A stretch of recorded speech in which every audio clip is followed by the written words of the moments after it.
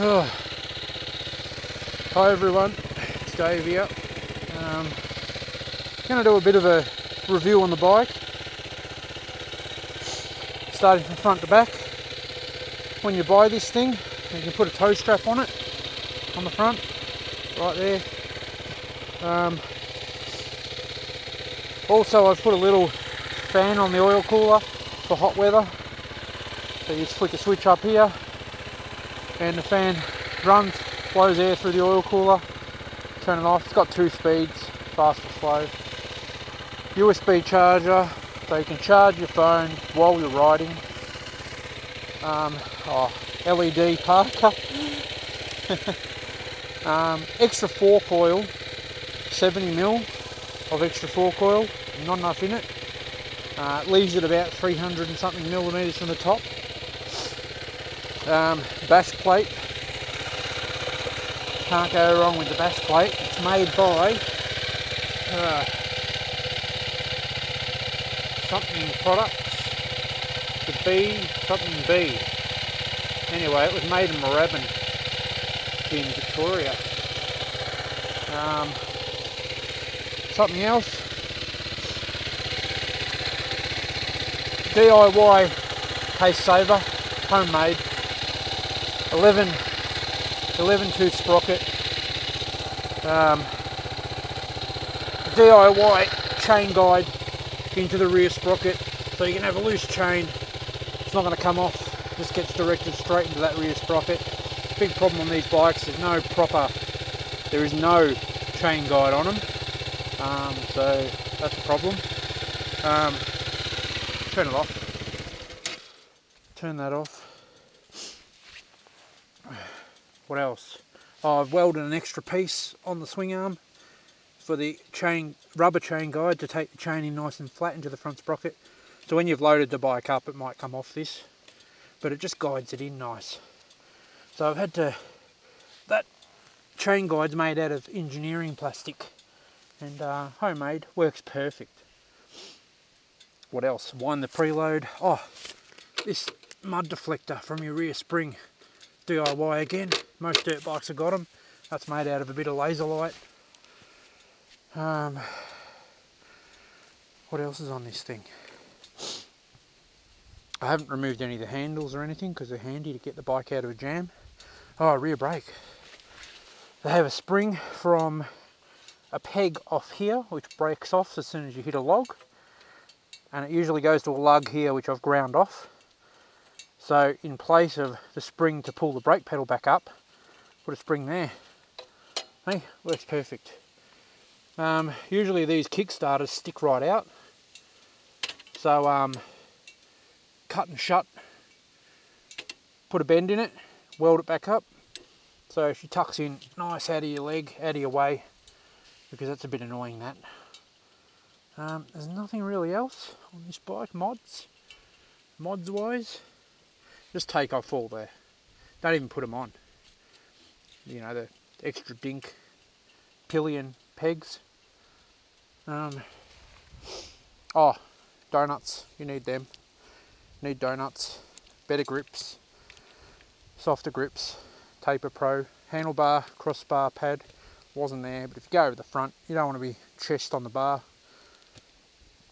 What else? That is it, I think. Piece of rubber under the front between the headlight and the fairing to stop that vibrating. Route your cables properly, that's another thing, and route your brake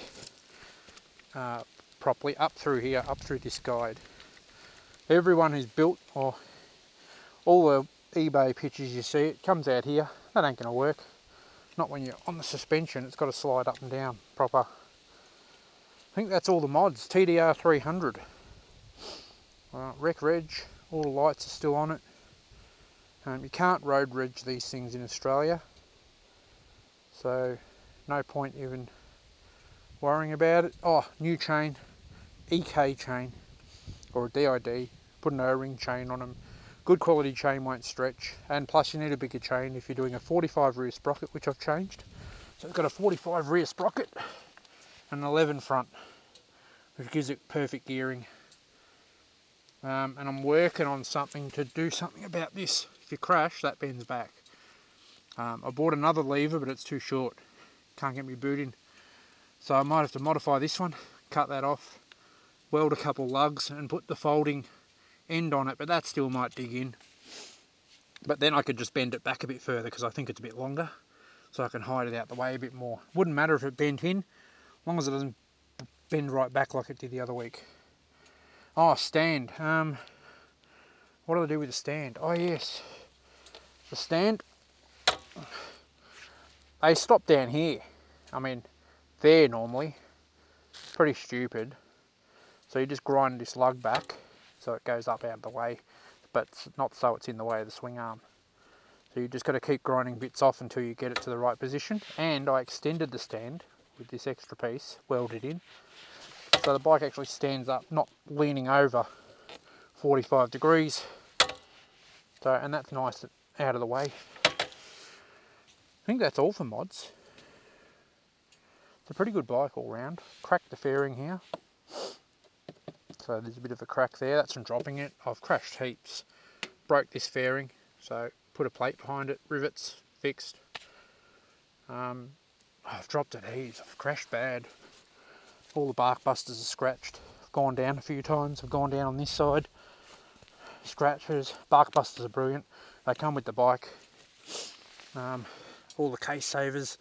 I haven't got case savers, but the bash plate saves pretty much everything here. But that's a bit scratched, but that's all fine. And the only reason I did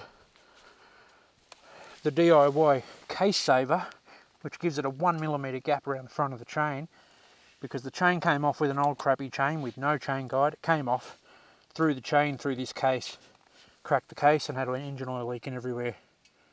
So I had to replace that, fix it all up, and then DIY job. I didn't put the original one back on, I got it as a spare. But you can't beat this thing. Made out of flat bar, well bolted in, comes out easy. It's just fantastic.